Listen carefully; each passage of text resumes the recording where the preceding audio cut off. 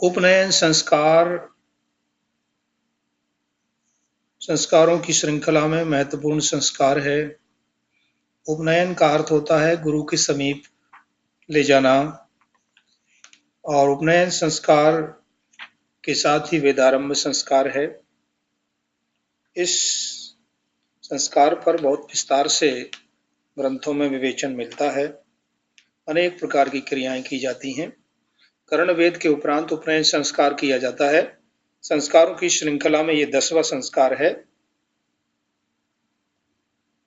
कहा है इस संस्कार के लिए 3 दिन का व्रत रखना चाहिए अथवा 1 दिन का 24 घंटे का व्रत, और उस व्रत में दूध, जौ का दलिया, श्रीखंड, आमिक्षा व्रती के लिए रखना चाहिए, और उसके वस्त्र, विशेष नए वस्त्र बनाने चाहिए। 3 या 1 दिन का उपवास बच्चे को रखना चाहिए। शौर कर्म अर्थात मुंडन करा करके, बाल कटवा कर, स्नान करके और शुद्ध उत्तम वस्त्र पहनकर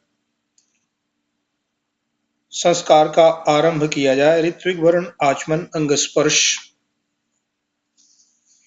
करने के उपरांत बच्चा बालक आचार्य के सम्मुख बैठकर हाथ जोड़कर कहे, ब्रह्मचर्य आगाम ब्रह्मचार्य सानी, मैं ब्रह्मचर्य के लिए आया हूं, ब्रह्मचारी बनूं। आचार्य कहता है, ओम एन इंद्राय बृहस्पतिर्वास परिद्धादमृतम तेन त्वा परिदधामि आयुषे दीर्घायुत्वाय बलाय वर्चसे।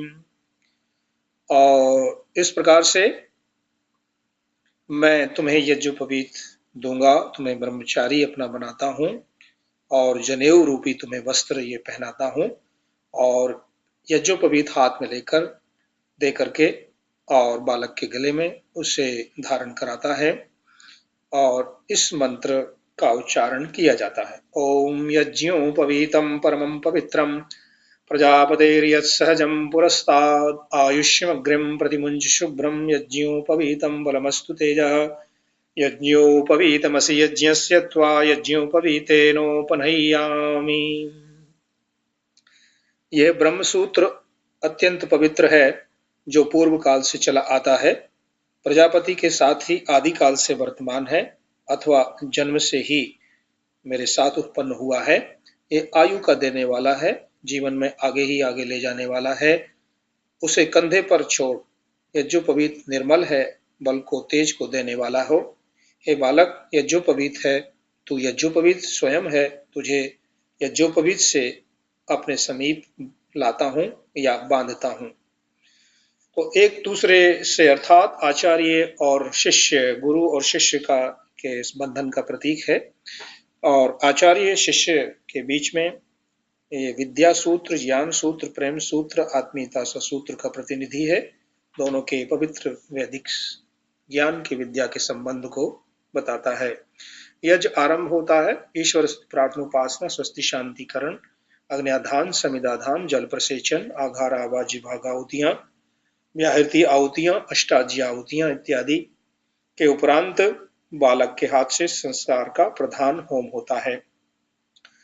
इस प्रधान होम में बालक के हाथ से शाकल्य की 15 आहुतियां दिलाई जाती हैं, और उन 15 आहुतियों का क्रम 4 पावमानी आहुतियां, 5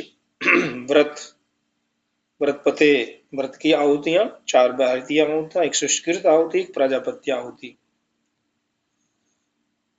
व्रत आहुतियां जो हैं वो इस प्रकार है। ओम अग्ने व्रतपते व्रतं चरिष्यामि तत्ते प्रब्रवीमि तच्छकेयं तेनर्ध्यात् समिदमहमनृतात् सत्यमुपैमि स्वाहा इदमग्नये इदन्नमम्।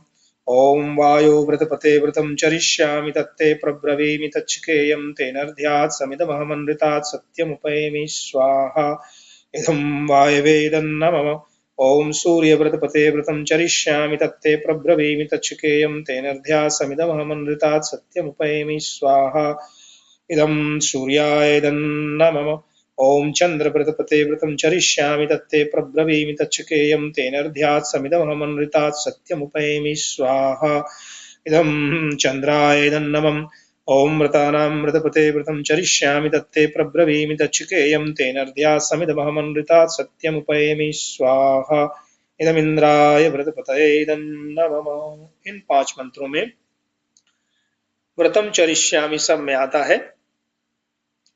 मंत्रों में अग्नि, वायु, सूर्य, चंद्र और व्रतों के पति परमात्मा को संबोधन करके बालक कहता है व्रतम चरिष्यामि, मैं व्रत लेता हूं जिसे मैं आचरण में घटाऊंगा और वो व्रत आपके सामने बोलकर ग्रहण करता हूं, आपको साक्षी बना करके।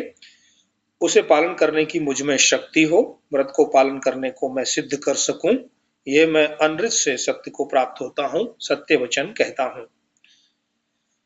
तो इस प्रकार से इन व्रतों को धारण करने से ये संस्कार आरंभ होता है। सभी व्रतों में जो मुख्य व्रत है अनृतम, झूठ को छोड़ करके सत्य को प्राप्त करना। संसार का विकास ही अनृत से सत्य की तरफ हो रहा है। सत्यमेव जयते कहा गया है और सत्य नाम परमात्मा का है। ओम तत्सत। आचार्य और बालक का पारस्परिक परिचय होता है। 15 आहुतियों देने के पश्चात आचार्य यज्ञ कुंड के उत्तर की ओर पूर्वाभिमुख बैठ करके आचार्य के सम्मुख पक्ष में बच्चे को बिठा करके और इस मंत्र का जाप आचार्य करता है। ओम आगंत्रा समगन्महि प्रसुमर्त्यम योतनहम अरिष्टाः संचरेमहि स्वस्ति चरतादयम्।